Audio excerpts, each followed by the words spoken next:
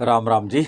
आज चर्चा का विषय रखते हैं संक्षिप्त शिव पुराण रुद्र संहिता से पेज संख्या 123 से। भगवान विष्णु की नाभि से कमल का प्रादुर्भाव, शिवेच्छा, ब्रह्मा जी का उससे प्रकट होना। शिवेच्छा है, स्वेच्छा नहीं है। ये जो शिव इच्छा, शिव से शिवेच्छा यानी शिव की इच्छा से। शिवेच्छावश ब्रह्मा जी का उससे प्रकट होना, कमल नाल के उद्गम का पता करने में असमर्थ ब्रह्मा जी का तप करना, श्री हरि का उन्हें दर्शन देना, विवादग्रस्त ब्रह्मा विष्णु के बीच अग्नि स्तंभ का प्रकट होना, उसके ओर छोर का पता ना पाकर दोनों का उसे प्रणाम करना। ये एक बहुत ही संक्षिप्त में इसमें चर्चा कर रहे हैं। ब्रह्मा जी कहते हैं, देवर्षि, जब नारायण जल में शयन करने लगे उस समय उनकी नाभि से भगवान शंकर की इच्छावश सहसा एक उत्तम कमल नाल प्रकट हुआ जो बहुत बड़ा था, उसमें असंख्य नाल दंड थे। तत्पश्चात कल्याणकारी परमेश्वर शाम्ब सदाशिव ने पूर्ववत प्रयत्न करके मुझे अपने दाहिनी अंग से उत्पन्न किया। मुने उन महेश्वर ने मुझे तुरंत ही अपनी माया से मोहित करके नारायण देव के नाभि कमल में डाल दिया और लीला पूर्वक मुझे वहाँ से प्रकट किया। इस प्रकार उस कमल से पुत्र के रूप में मुझे हिरण्यगर्भ का जन्म हुआ। मेरे 4 मुख थे और शरीर की कांति लाल थी। मेरे मस्तक त्रिपुंड की रेखा से अंकित थे। तात भगवान शिव की माया से मोहित होने के कारण मेरी ज्ञान शक्ति इतनी दुर्बल हो गई कि मैंने उस कमल के सिवा किसी दूसरे को अपने शरीर का जनक या पिता नहीं जाना। मैं कौन हूँ, कहाँ से आया हूँ, मेरा कार्य क्या है, मैं किसका पुत्र उत्पन्न हुआ हूँ और किसने इस समय मेरा निर्माण किया है। मुझे जिसने उत्पन्न किया है वो पुरुष भी वही होगा, इसमें संशय नहीं है। इसमें एक लाइन आई है अभी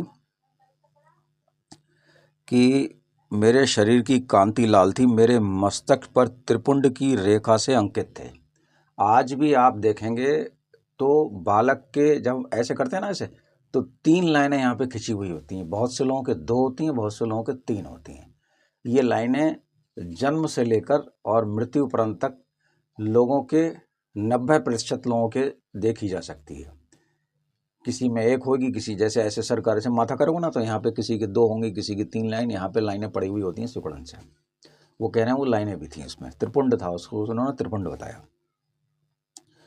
अब ब्रह्मा जी कह रहे हैं जिसने मुझे उत्पन्न किया होगा वो पुरुष यही होगा। अब उनको मोह हो गया। मोह का विध्वंस करने वाली आकाशवाणी हुई। उस वाणी ने कहा तप करो। उस आकाशवाणी को सुनकर मैंने जन्मदाता पिता का दर्शन कर लेगी उस समय पुनः प्रयत्नपूर्वक 12 वर्षों तक घोर तपस्या की और मुझ पर अनुग्रह करने के लिए 4 भुजाओं और सुंदर नेत्रों से सुशोभित भगवान विष्णु वहाँ सहसा प्रकट हो गए। उस समय उन सत स्वरूप सर्वात्मा 4 भुजा धारण करने वाले महाबाहु नारायण देव को वहाँ उस रूप में अपने साथ देखकर मुझे बड़ा हर्ष हुआ। तदंतर उन नारायण देव के साथ मेरी बातचीत आरंभ हुई। भगवान शिव की लीला से वहाँ हम दोनों में कुछ विवाद छिड़ गया। इसी समय हम लोगों के बीच में एक महान अग्नि स्तंभ ज्योतिर्मय लिंग जो है वो प्रकट हुआ। मैंने और भगवान विष्णु ने क्रमशः ऊपर और नीचे जाकर, मैंने ऊपर जाकर और भगवान विष्णु ने नीचे जाकर उनका आदि अंत का पता लगाने का बड़ा प्रयत्न किया, परंतु हमें उनका कहीं और छोर नहीं मिला। श्री हरि ने मेरे साथ आगे पीछे अगल बगल परमेश्वर शिव को प्रणाम किया। यानी जो हरि थे उन्होंने भगवान शिव को देख लिया, महसूस कर लिया। लिंग रहित तत्व ही यहाँ लिंग भाव को प्राप्त हो गया। ध्यान मार्ग में भी इसके स्वरूप का कुछ भी पता नहीं चलता। इसके बाद मैं और श्री हरि दोनों अपने चित्त को स्वस्थ करके उस अग्नि स्तंभ को प्रणाम करना आरंभ किया। ऐसा करते हुए हमें 100 वर्ष बीत गए।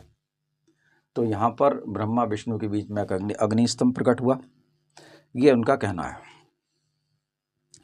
अब पेज संख्या 124 पर है। ब्रह्मा विष्णु को भगवान शिव के शब्दमय शरीर का दर्शन होना है। शब्दमय, हम लोग जो वर्णमाला पढ़ते हैं आ से लेकर और आ आ ई उ ऊ, ये स्वर भी पढ़ते हैं और काका गागा भी पढ़ते हैं, तो ये उन्होंने कहा ये शिव का स्वरूप है। ये हमें शिव पुराण में पढ़ने को मिलता है और स्कंद पुराण में भी पेज संख्या 100 पे पढ़ने को मिलता है कि जो वर्णमाला है वो देवताओं के नाम है, वो देवताओं के नाम, ऐसा इसमें भी हम पढ़ रहे हैं। तो ब्रह्मा जी कहते हैं, मुनिश्रेष्ठ नारद, इस प्रकार हम दोनों देवता गर्भ रहित होकर निरंतर प्रणाम करते रहे। हम दोनों के मन में एक ही अभिलाषा थी कि इस ज्योतिर्लिंग के रूप में प्रकट हुए परमेश्वर प्रत्यक्ष दर्शन दें।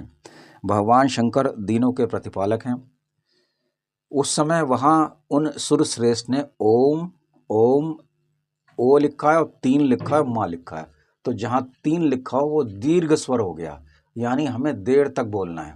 जैसे ओ लिखा है, फिर 3 लिखा, फिर माँ लिखा है, तो उसका अर्थ है कि माँ को 3 गुना बोलो। पहले मैं समझता था कि ओ को 3 गुना बोलो। जब ओ को 3 गुना बोला, माँ को कम बोला, तो मन यहाँ दिमाग में झंझनाहट और भ्रमनाहट नहीं हुई। जब माँ को 3 गुना बोला तो समझ में आई। मैं बोल के दिखा रहा हूँ आपको। जैसे मैंने कहा, माँ को ओ को 3 गुना देर बोलता हूँ, ओम, बस माँ को मैंने छोटा कर दिया, तो यहाँ भ्रमर गुंजार नहीं हुआ। जो भ्रमर गुंजार होता है उससे दिमाग की छोटी छोटी नसों में ब्लड सर्कुलेशन हो जाता है। अब हम ओ को जितना बोलना है उतना बोलते हैं, माँ को 3 गुना बोलते हैं, ओम। ये ठीक हुआ। जब माँ को मुंह बंद करके 3 गुना बोलेंगे तो हल्की सी झंझनाहट होगी और ब्लड सर्कुलेशन दिमाग की उन छोटी छोटी जगहों पे वहाँ पे बहुत अच्छी तरीके से पहुँच जाएगा जहाँ पहुँचना चाहिए। तो ये ठीक है। ओम ओम ऐसा शब्द नाद, नाद ये हुआ, मुंह बंद करके देर तक बोलोगे तो नाद ही उत्पन्न होगा, प्रकट हुआ, जो स्पष्ट रूप से सुनाई देता था। उस समय श्री हरि सोचने लगे कि यह अग्नि स्तंभ कहाँ से प्रकट हुआ है। श्री हरि ने वेद और शब्द दोनों के आवेश से युक्त विश्वात्मा शिव का चिंतन किया। तब वहाँ एक ऋषि प्रकट हुए, जो ऋषि समूह के परम सार स्वरूप माने जाते हैं। उन्हीं ऋषि के द्वारा परमेश्वर श्री विष्णु ने जाना कि शब्द ब्रह्ममय शरीर वाले परम लिंग रूप में साक्षात पर ब्रह्म रूप महादेव जी यहाँ प्रकट हुए हैं। अब इसको गौर से सुनो। वो ये कह रहे हैं कि ओम नाम की हमें एक ध्वनि सुनाई दी, मतलब ओ धीरे से बोला गया, माँ देर तक हुआ, ये हमें एक शब्द सुनाई दिया, ओम, ऐसा एक शब्द सुनाई दिया। तो वो ऋषि कह रहे हैं ये शब्द ब्रह्म है, मतलब ये जो शब्द है, ये जो ओम ओम सुनाई दे रहा है, ये शब्द ब्रह्म है। उन ऋषि के द्वारा परमेश्वर श्री विष्णु ने जाना कि शब्द ब्रह्ममय शरीर वाले परम लिंग स्वरूप साक्षात परब्रह्म महादेव जी यहाँ प्रकट हुए हैं। ये चिंता रहित अथवा अचिंत हैं। अचिंत का अर्थ होता है जिसको कोई चिंता ना हो। हम तो सांसारिक मनुष्य, हमें तो चिंताएं होती हैं।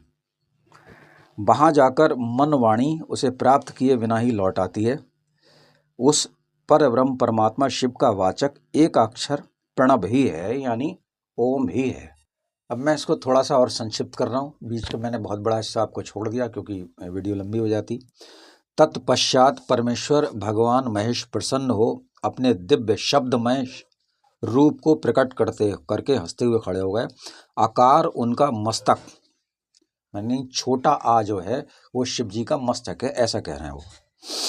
आकार यानी बड़ा जो है वो उनका ललाट है, ललाट इसके नीचे से को बोलते हैं।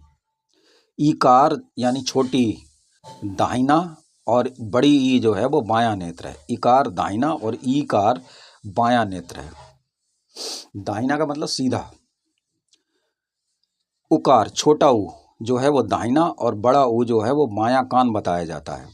इस प्रकार हर एक अक्षर के बारे में इन्होंने बताया है। का आदि 5 अक्षर उनके दाहिने 5 हाथ हैं। चा आदि 5 अक्षर बाएं 5 हाथ हैं। टा आदि और ता आदि 5 अक्षर उनके पैर हैं। पकार पेट है।